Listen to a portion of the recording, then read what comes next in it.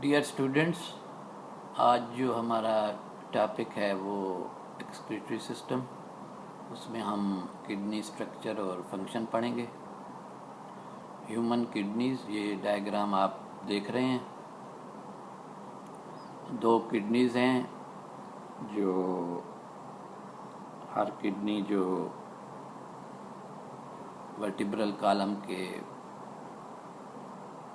Sides पे इन दी abdomen जो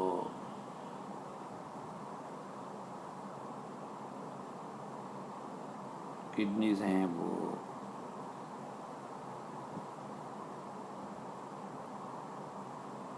urine form करती हैं। ब्लड में जो एक्सक्रीटेबल्स होते हैं वो टॉक्सिक चीज़ें उनको एक्सक्रीट करके और फिर वो यूरिन जो है वो यूरेटर के ज़रिए ट्रांसफ़र होती है यूरिनरी ब्लैडर को, और यूरिनरी ब्लैडर से वो यूरिथ्रा, ये आप देख रहे हैं, ये लास्ट पे ये यूरिथ्रा, उसके ज़रिए वो बॉडी से एक्सक्रीट हो जाती है। किडनीज जो हैं उनकी एवरेज साइज़ वो एक मुट्ठी बंद कर लें तो तकरीबन उसके बराबर है, about the size of a clenched fist. और उसकी डायमेंशंस जो हैं वो यहाँ आपको मैं दिखाता हूँ कि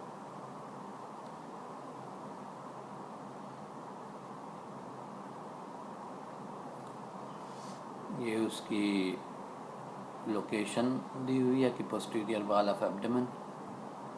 और एडल्ट ह्यूमन मेल में जो किडनी का वज़न है वो वेट 150 ग्राम्स है, फीमेल्स में 135 है। साइजेस ये दी हुई हैं कि लेंथ कितनी है, ब्रेड्थ और thickness 10 to 12 centimetre long, 5 to 6 centimetre wide और 2 to 4 सेंटीमीटर थिक। जो उसका स्ट्रक्चरल और फंक्शनल यूनिट है वो नेफ्रॉन है,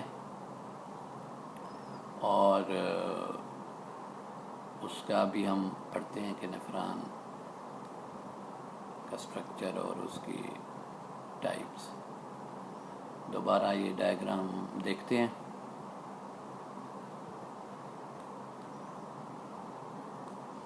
ये एक्चुअल उसकी पोजीशन आप देख रहे हैं। लेफ़्ट किडनी जो है वो थोड़ी सी ऊपर की तरफ है और ये नीचे, और ये जो सप्लाई आ रही है राइट और लेफ़्ट किडनी को वेन्स और आर्टरीज़ की, रीनल वेन और रीनल आर्टरी ये यहाँ दिखाई है।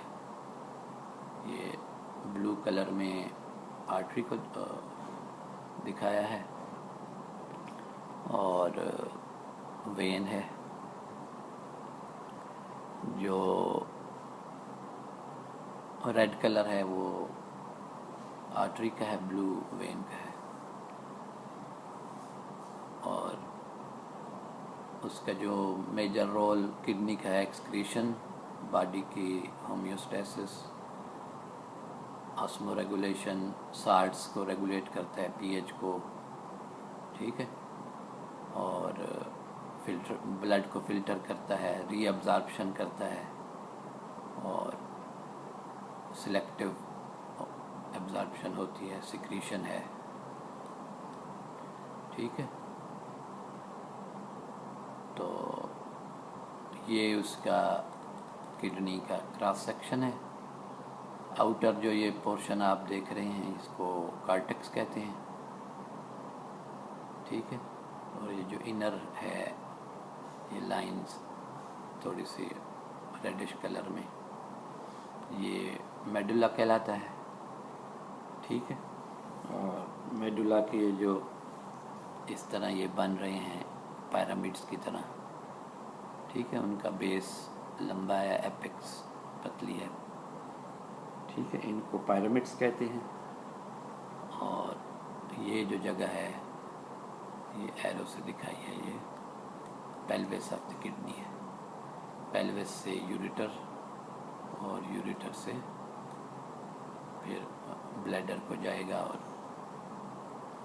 यहाँ ये आप देख सकते हैं, ये किडनीज, यूरेटर, ये ब्लैडर, और ब्लैडर से यूरेथ्रा के ज़रिए वो बाहर एक्सक्रीट हो जाएगी यूरिन। ये आर्टरीज़ और वेन दिखाई हैं, आर्टरीज़ रेड में और वेन्स ब्लू में। और अब हम नेफ्रॉन का स्ट्रक्चर देखते हैं।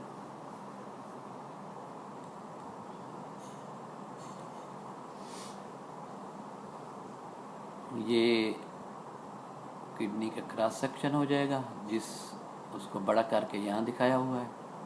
ये आउटर पोर्शन कार्टिक्स है, ये जो नीचे वाला है ये मेडुला है, और फिर एक नेफ्रॉन को बड़ा करके यहाँ दिखाया है। तो नेफ्रॉन जो है उसके 6 पार्ट्स हैं। रीनल कार्पसल, ये रीनल कार्पसल है।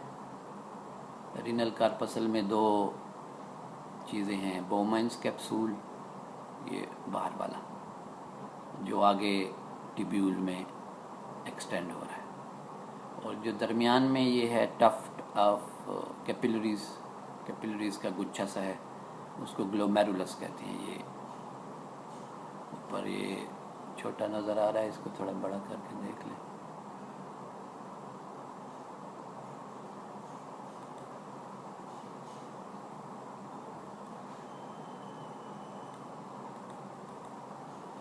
तो ये ग्लोमेरुलस है, और जो शुरू की टिब्यूल है उसे कहते हैं प्रॉक्सिमल टिब्यूल, ये वाली, ठीक है। प्रॉक्सिमल टिब्यूल फिर एक लंबी नीचे की तरफ मेडुला में एक्सटेंड होती है, लूप ऑफ हैनल उसे कहते हैं, या हैनले है। फिर उसके बाद डिस्टल कन्वोल्यूटेड टिब्यूल है, और वो फिर कलेक्टिंग डक्ट्स के ज़रिए वो एक्सक्रीशन करते हैं।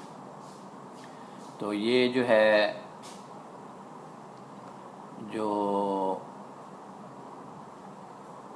नेफ्रॉन है वो, उसका ये जनरल स्ट्रक्चर हो जाएगा। जो इनकी ये हैं नेफ्रॉन्स की 2 टाइप्स हैं। एक को कहते हैं सुपरफिशियल नेफ्रॉन, उनमें ये जो लूप है वो छोटा होता है, ठीक है, और थोड़ा सा मेडुला में लूप जाएगा, बाकी सारा जो है वो कार्टेक्स में होगा। कार्टिकुलर भी उन्हें कहते हैं नेफ्रॉन। दूसरा जो है उसमें लूप बहुत लंबा होता है, और नीचे की तरफ ये जो आप यहाँ देख रहे हैं, ये आगे भी डायग्राम में है, वो मैं दिखाता हूँ। वो फिर लूप जो है वो नीचे deep into the medulla extend होता है, उसे जक्स्टा मेडुलरी कहते हैं। ज़्यादातर नेफ्रॉन जो है 85% वो सुपरफिशियल है, उनमें लूप छोटा होता है। नॉर्मल कंडीशन में वो फुली एक्टिव होते हैं। जो जक्स्टा मेडुलरी जिनमें लूप बड़ा है वो 15% हैं सिर्फ, और स्ट्रेस में काम करते हैं। जब बॉडी स्ट्रेस में हो तो फिर वो जक्स्टा मेडुलरी। तो यहाँ मैं आपको आगे कहीं डायग्राम में ये देख लेते हैं। ये 2 टाइप्स ऑफ नेफ्रॉन्स हैं, उनकी पोजीशन देख लें। ये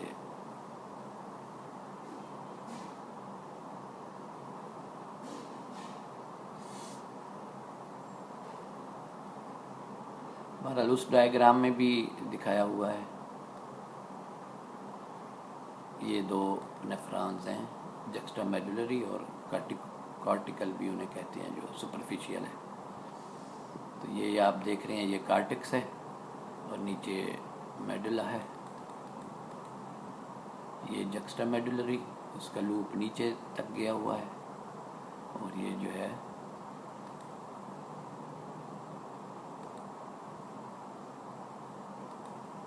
ये अब देखें, ये थोड़ा सा मेडुला में आया है, कार्टिकल या सुपरफिशियल, और जो जक्स्टा मेडुलरी है वो नीचे तक जा रहा है मेडुला में, डीप इनटू द मेडुला, ये बिल्कुल मेडुला के आखिर तक। और फिर ये जो सारे नेफ्रॉन्स के ट्यूब्यूल्स हैं वो इसमें खुलते हैं, कलेक्टिंग डक्ट्स में, और उससे फिर ये यूरिन वगैरह पास आउट हो जाती है। तो अब ये जो इसकी नेफ्रॉन की वर्किंग है या उसकी किस तरह वो कौन सी चीज़ें रीअब्ज़ॉर्ब होती हैं, कौन सी चीज़ें एक्सक्रीट होती हैं, तो यहाँ आप देख रहे हैं कि ये जो एफरेंट ए से जो शुरू होता है वो ब्लड ले आता है, और जो इफरेंट है वो यहाँ से दोबारा, और वो इफरेंट जो है वो बजाय कहीं और जाने के दोबारा इन ट्यूब्यूल्स के इर्द गिर्द लिपटे हुए हैं टोटल। तो ये इनकी रीअब्ज़ॉर्प्शन होती रहती है। जो अंदरूनी जो ट्यूब के अंदरूनी स्पेस है उसे ल्यूमेन कहते हैं। तो ये जो ग्लोमेरुलस है इसकी कैपिलरीज बहुत ज़्यादा परमिएबल हैं, 100 टाइम्स मोर परमिएबल हैं than other capillaries of the body. जो रीनल ग्लोमेरुलस की कैपिलरीज हैं वो 100 टाइम्स मोर परमिएबल हैं। तो उनमें से बहुत सारी चीज़ें एब्ज़ॉर्ब हो जाती हैं, और फिर उनमें से मेजॉरिटी मसलन उसकी ये है कि per day 170 litres of blood filter होता है। ठीक है, तो जो एक किडनी में 1 मिलियन नेफ्रॉन होते हैं, तो टोटल 2 मिलियन नेफ्रॉन्स हैं।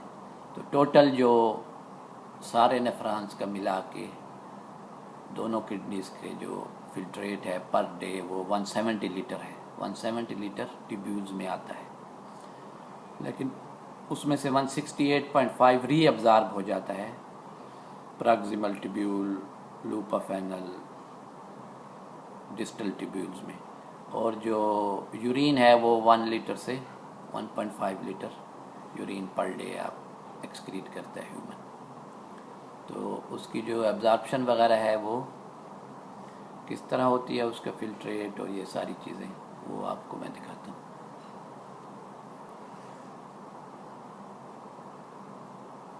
तो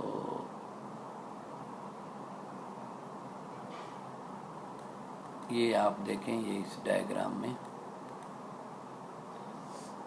सारी चीज़ें दिखाई गई हैं कि किस तरह ये cortex, outer medulla, inner medulla, filtrate की कंपोजिशन यहाँ दिखाई गई है कि कौन सी चीज़ ग्लोमेरुलस से ट्यूब्यूल में आ जाएगी बोमेन कैप्सूल के इससे गुजरकर। तो ये उसकी कंपोजिशन है, उसमें वाटर है, salts, bicarbonate, hydrogen ion, urea, glucose, amino acids, drugs भी होते हैं। रेड में जो दिखाया है एरो, इसका मतलब है कि एक्टिव ट्रांसपोर्ट है, और ब्लू में पैसिव ट्रांसपोर्ट है।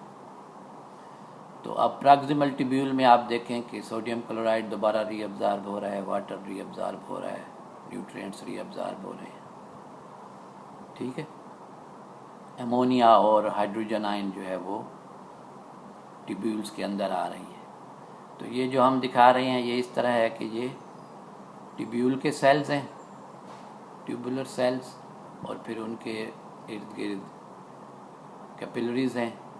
तो कैपिलरीज और इन तीनों के दरमियान वाला जो स्पेस होगा ट्यूब का अंदरूनी, उसको ल्यूमेन कहेंगे। तो ये फिल्ट्रेट जो चीज़ ल्यूमेन में आ गई है उसकी कंपोजिशन है, और ये जो रीअब्ज़ॉर्ब हो रहे हैं दोबारा जो ल्यूमेन से ब्लड में जा रहे हैं वो ये दिखाए गए हैं, और ये जो नीचे वाले हैं अमोनिया और हाइड्रोजन आयन ये ब्लड से दोबारा आ रहे हैं, यानी जो चीज़ें यहाँ फ़िल्टर नहीं हो सकी वो यहाँ दोबारा ल्यूमेन में आ रही हैं। फिर ये जो फिल्ट्रेट है वो डिसेंडिंग लिम्ब में आएगा। यहाँ आप देख रहे हैं कि ये वाल उसकी थिक है, फिर यहाँ थिन हो जाती है। ठीक है, थोड़ा सा नीचे देख लेते हैं कि यहाँ कोई चीज़ और एब्जॉर्ब हो रही है। यहाँ कोई चीज़ एब्जॉर्प्शन नहीं है। जो थिन वाल्ड डिसेंडिंग लिम्ब है लूप ऑफ एनल का, इसमें वाटर रीअब्ज़ॉर्ब हो रहा है, दोबारा ब्लड में जा रहा है, और NaCl जो है वो ब्लड में जा रहा है, और थिक सेगमेंट जो है उसमें भी NaCl जा रहा है। फिर जो है फिल्ट्रेट वो डिस्टल ट्यूब्यूल में आ जाएगा। यहाँ पे आप देखें कि सोडियम क्लोराइड, वाटर और बाइकार्बोनेट ये ट्यूब के ल्यूमेन से ट्यूबुलर सेल के ब्लड में चला जाएगा और पोटेशियम और हाइड्रोजन जो है वो इसमें आ जाएगा, दोबारा ब्लड से फिल्टर होकर ट्यूबुलर सेल्स में आ जाएगा। फिर ये कलेक्टिंग डक्ट्स हैं। कलेक्टिंग डक्ट्स में अगर यूरिन बहुत ज़्यादा डाइल्यूटेड है तो वाटर ब्लड में रीअब्ज़ॉर्ब हो जाएगा, अगर